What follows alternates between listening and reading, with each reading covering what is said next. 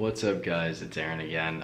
Sorry it's been like a month since I uploaded a video, but finals were freaking rough, man. It was like abstract math and then the assembly programming, and then I think there was like computational statistics. Holy moly, man. I don't know. I've written enough Kolmogorov, Smirnov tests to last an entire lifetime, but we passed all the classes with B's. Sorry it's been a while since I uploaded. Like I said, finals were super rough. I've been starting a new job. I've been doing freelancing, and I kind of just haven't had a lot of time to record. People have been coming over to the house a lot because of graduation for one of my roommates and things like that. So I really want to make this video to be about why you should not worry about the tech recession, or like losing your job during the recession right now, which has to do with tech, mostly crypto and startups that are really bad and things like that.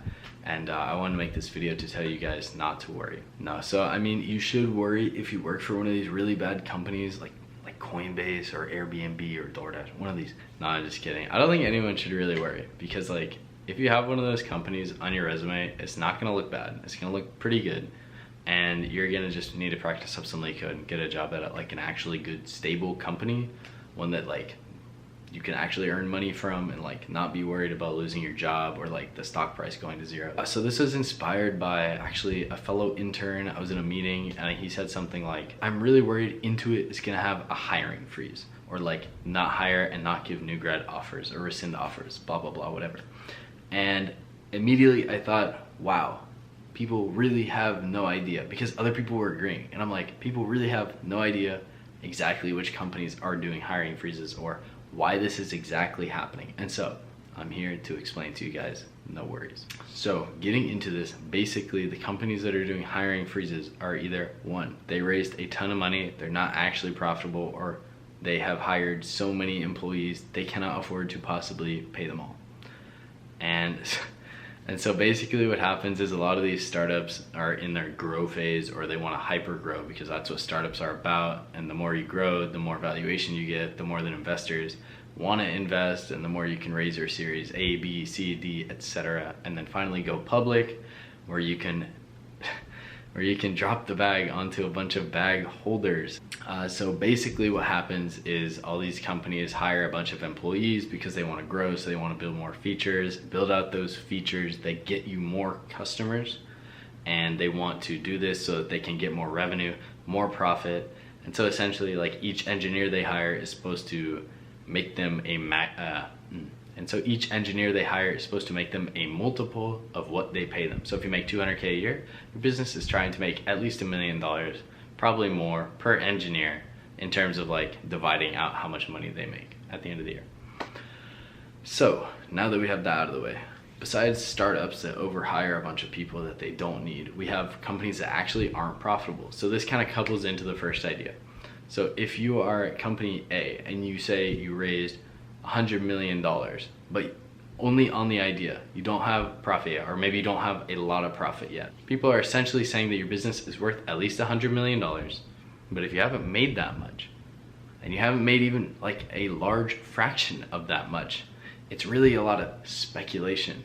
And so what happens here is that if that speculation turns out to not be true, or people think it's not going to be true, then what happens is the stock price goes very down. Or if you don't end up like publicly trading, your share price is still very low, but it's not publicly traded, so we don't know that. So what they do instead is they fire a bunch of people or lay off a bunch of people, so they can hopefully revise their business model and earn more money, if that makes sense. Let me try to make it more clear. So basically these businesses have overhired staff anticipating a lot of growth. Maybe it's like they anticipate getting a lot more users, so they have to scale out their infrastructure, or they need more features to get more users. But if there are budget cuts, the budget cuts that go to like plateau that growth a little bit, because they can't afford to stay alive at the burn rate that they're going at, if that makes sense. Your business costs 12 million bucks a month to pay all the employees, and you have $100 million cash. You're only gonna last like what, 9 months, something like that. You want to extend that as far as possible so that your startup has as much time as possible to produce that multiple of cash, so you can be a successful business.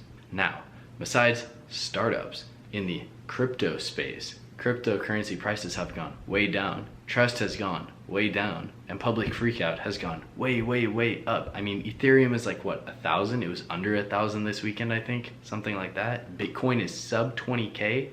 And thankfully, I decided not to invest at the peak. Just kidding. I bought a bunch at like 60K. Anyway, if your company is related to crypto or startups that are like extremely volatile or things like Tesla, you should be worried because your job may be at risk. Unless you're like a super vital employee, things like that, I wouldn't worry. But despite this, I think that there's a lot to learn here. For one, if you work at a company like Intuit, I think they've been around for like 20 years and they're like vital to people doing taxes now. I rely on them for taxes. Everybody I know relies on them for taxes. I don't think anybody would like guess that Intuit is gonna fire a bunch of employees. They actually do this thing where they hire a bunch of contractors every year in like tax season. Basically what I'm trying to say is that you should not be worried if your company is stable and has nothing to do with speculative fields. If you work for somebody like Google, Facebook, Amazon, places like this, I don't think they're gonna be rescinding any offers anytime soon. They're not gonna be doing a bunch of layoffs like these very volatile, very speculative companies. So I don't think you guys should worry. I do think that everybody should keep brushing up on their LeetCode and you should keep interviewing for jobs that you want where you will earn more money. If you do this, you'll have nothing to worry about because one, you'll have a new job, assuming it's not in one of those companies that we talked about not wanting to work for right now. And two, if you do want to work for those companies right now, you know, like the prices are in the gutter. So like the room to grow is even higher. It's like buying at the bottom. I remember when Bitcoin went up to like 18K, 2017 or 2018, something like that, went all the way back down to like what, 3K, something like that. And I was like, wow, that's never gonna go back up again. Bam, 60K. And I was like, wow, if only I bought at the bottom again. And here we are. It's like what, sub 20K, and people think that that's like too high. Ethereum's at like 1,000. People are like, oh, it could go to zero, it could go to zero. Chances are in a few years it's gonna be way back up at a new high. I could see Bitcoin easily going to 100K. This is not financial advice. Do not do anything based on the words I'm saying. But what I'm trying to say is that I think that most people in tech are going to be fine. You should brush up on your essential skills like the fundamentals of computer science. If you're in front end, you should brush up on your HTML, CSS, and JavaScript skills. Most of you will be fine in terms of this. If you have job experience, I would only focus on LeetCode and like practice talking to an interviewer or just talking about code and like what you do in code.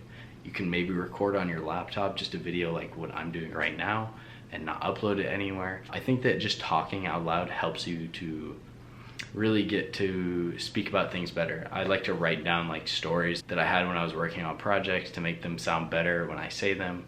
I like to sound passionate when I'm talking to interviewers. Things like that you want to take care of. But I would say that most of you should absolutely not worry about like this tech recession thing. It should really only equate to like worrying and actually like worrying once you get that layoff letter or like you're put on a PIP or something like that. But again, I think that if you take like a month to practice LeetCode, not full time, maybe like an hour or two a day, you should be in a great, great, great position to get a new higher paying job. And that's based on experience. Yeah, so I hope you guys found this video valuable. Let me know in the comments how you guys are doing, what videos you want to see this upcoming time frame, a couple months. Thoughts, comments, ideas, please leave them in the comments section and be sure to hit that like button. Please, please, please hit that like button for the algorithm and make sure to subscribe if you like content like this.